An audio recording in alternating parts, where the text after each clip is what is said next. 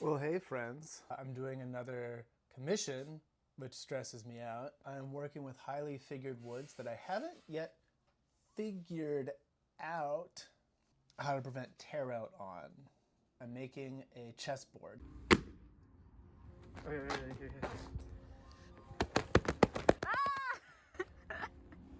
I'm making a chessboard. There's a request from a good friend of mine. He's a member of my founders circle. He specifically requested maple and walnut, and I decided to shoot myself in the foot and get some really nice, shiny, figured maple. This is gonna need a ton of shaping to get all the wiggle out of it. I mean, if I can get it to look good, well, then I can get it to look good. The process is to make strips of whatever the two materials you're using are, in this case, walnut and maple. Glue it all up, cut it, and then take every other of the 8 that you've now created and spin it around, reverse them, and then glue it back up again. 8 by 8. Maybe I can do some tricks with the jointer to do some of that essential flattening. These boards now pass an invented test I consider very important. They do that. First rule of government spending. Why buy one when you can have 2 for twice the price? I got enough walnut and maple, I think, in order to make 2 chessboards. Yeah, I'm gonna make 2 chessboards. The slow step is retooling. One of them will go to my friend, and the other one I'm gonna try to sell. I'll put a link in the description. Oh yeah, one parameter is my buddy said the budget is not more than $500. Yeah, so if I think like, oh, $500, I'll just say less $100 in materials. I mean, it's not even that much. Yeah, it's more like 50 bucks in materials. Then I have $450 of labor. If I value my time at a meager $15 an hour, then I've got 30 hours to do this project, or 4 or 5 days, depending how busy I am. If I can get 2 chessboards done in that time, then we're laughing all the way to the bank, assuming I sell that second chessboard. I don't think I'm gonna have time to make pieces, but I could make drawers, 4 pieces underneath, and that'd be pretty cool. All right, let's make the damn thing. That was a fun project. Hey friends of the channel, Future Steven here. If you haven't already, like, subscribe, and leave me a comment to let me know how I'm doing. All right, now back to the show. I wasn't really sure what to expect when I got started. This whole chessboard extravaganza, sort of a charity effort on the part of my friend who wanted to see me make something maybe more crowd-pleasing, something that was maybe a little more YouTube.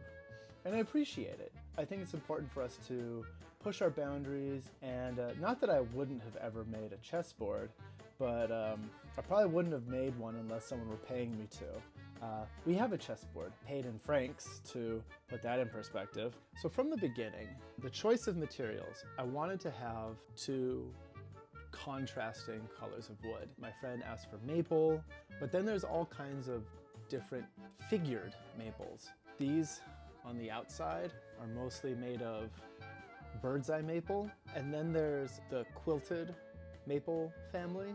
And so you can see in here, there's this extra pattern of streaks that forms different direction than the grain does. And I went with that for the project that I made for my friend because I wanted to give him something special, and I also wanted to challenge myself. So maybe this is my first note to other woodworkers out there. Don't be afraid to challenge yourself when it comes to materials. You're gonna get a lot of tear out on your planer. It's unavoidable. But I do have the regular kind of sander. So go ahead, challenge yourself, get the weird figured woods, even if you don't have the easy tool, the drum sander, and just work into your labor budget that it's gonna take you an extra, I don't know, half an hour of sanding. Not bad. I'm gonna put another sanding note in there. So first, yeah, challenge yourself with the materials, but also follow the entire sanding schedule. Start at 80, then do 120, then do 220, then do 400, and then do your steel wool if you like. I like doing the steel wool, and it also scoops all of the sawdust out of your grain that's worked itself in there. So your project goes from looking dusty to looking dry and ready to take a stain or whatever you're gonna put on it. One trap I almost fell into with the sanding is whenever I saw a spot that needed extra sanding, I really wanted to get after that one spot, but then you get unevenness. Bring the entire surface down. Some people like the pencil trick where you do this over the entire surface to know where you have and haven't gone yet. I don't think that's necessary with a project like this. It's small enough that this is the pencil trick. You do a bunch of sanding, go for a few minutes, and then I do not feel any unevenness. Great. So that's the way to do that. And then as it moved to cutting and assembly, I did a lot of resawing on this project. And if you don't know, resawing is where you take a board and you orient it vertically and you pass it through your bandsaw. So you take it from one long board into two equally long boards, now twice as skinny, minus material lost through cutting. I've been doing resawing for projects for a while now. The thing I learned about resawing is that when you cut those fibers, you can have a nice, jointed, perfectly rectangular prism board. After you resaw it, it can cup pretty seriously. I'm not sure there's a great way to avoid that happening. When I started with the quilted maple, and I spent quite a bit of time on the jointer. So just push gently, just enough to keep it moving forward on the jointer, and it will remove little bits at a time, and you can actually flatten a board on a jointer if you're patient with it. That's the approach I use to flatten my cupped maple to start with. So use the jointer instead after doing a resaw to get the geometry you want, then go to the planer and get the thickness you want. Another process thing that ended up being really useful for me, but I made 2 chessboards at the same time. When you're doing these smaller projects, or any project really, the slow step is often changing tools. If you know about working with rough timbers, you know that in order to get nice dimensional lumber out of rough stuff, you got to get the table saw, the jointer, and the planer all working together. That's 3 tools. And so if you've got 3 or 4 different species of wood and you need stuff of all different dimensions, make all of your dimensional lumber first. Have your bandsaw out too and make all of your thin laths that end up being drawer fronts and drawer bottoms and stuff like that. Make all that at the same time too. Because anytime you pull out, oh, I need a little more bird's eye maple or something in order to replace something you screw up, oh, that's an hour lost to setting up tools. So make everything you need and then some to begin with to minimize the tool changes. And while you're at it, if you're doing something physically small, like you can fit more of one of them at a time in your workshop, make more than one of whatever the project is at once. Assuming, of course, that I can find a buyer for all this fine handiwork. The hardest part about getting this top to look nice was making sure that there weren't any gaps between each of my squares. Inevitably, there's going to be some imperfections. I got some black CA glue and I also got some wood filler, and I was able to use that to fill small gaps. We're talking, much less than 1 millimeter. Any more than that, and I think I would have been in real trouble. Every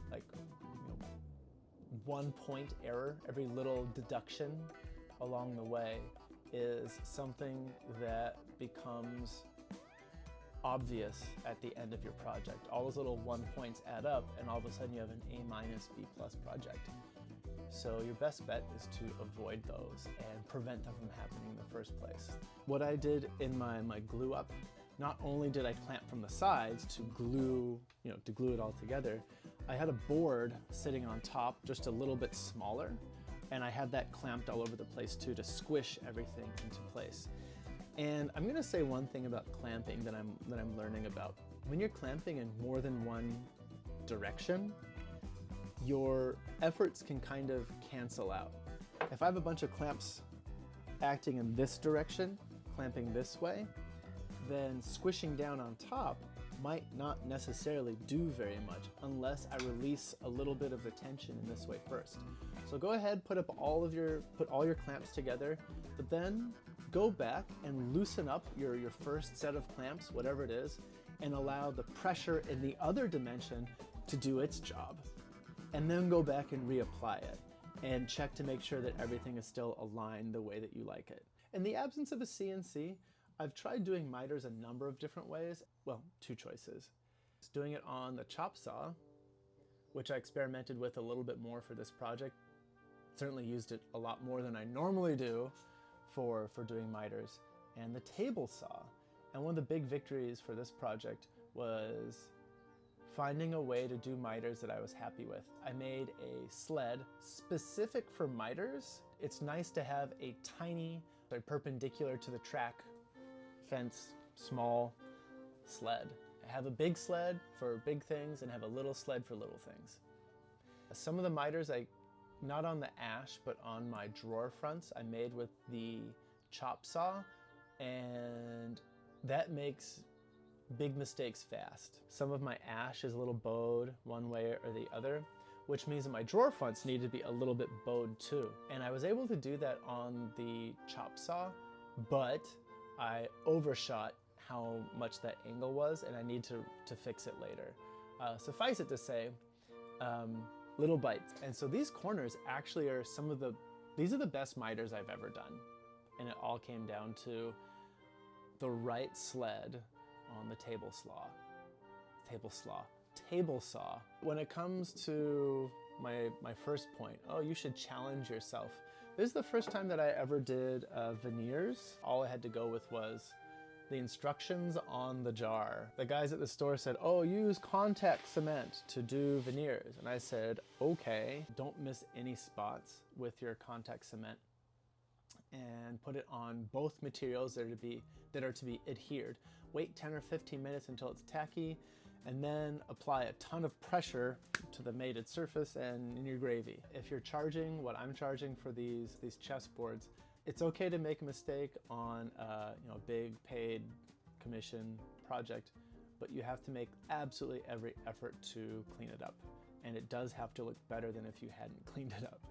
The maple veneer, lift it up. So I poked holes in those bubbles very lightly and squirted in a bunch of CA glue and then pinched it back down again. Veneers. Cutting box joints, something I've been meaning to try. It doesn't look like it adds a lot of difficulty, and they look pretty cool when they're all said and done. Using the dado stack on the table saw caused a fair amount of tear out in my walnut. One good investment would be to make a comb. I'll show you what I used. This is the comb I'm talking about. It's exactly 1/4 inch space, 1/4 inch thick, to help me easily advance my board as I cut box joint. It's not enough to have perfect 1/4 inch spacers in there. Really tighten up all of the guides on your sled before using it. Oh, it's raining. My frustration with drawers comes down, but I don't have a strong do for drawers. This is why I don't like making drawers. If you're curious about what my finish schedule is, 3 or 4 applications of boiled linseed oil. If you come back after half an hour and there's still a layer of stuff on top, it's full, it won't drink anymore. give it another hit of the steel wool, put a really light coat of shellac on it, sand it with some 400, really, really lightly, just to knock down the nibs, and then apply a second coat of shellac. And then hit it with steel wool. Make sure it's super clean and there's no dust there, and then go ahead and apply paste wax. Wait an hour or so for it to dry, and then really get after it, buff it out, and then you will have a chessboard that looks as good as mine. I want to give a shout out to my patron who got me to make this project for him with the understanding that it would make a dope video.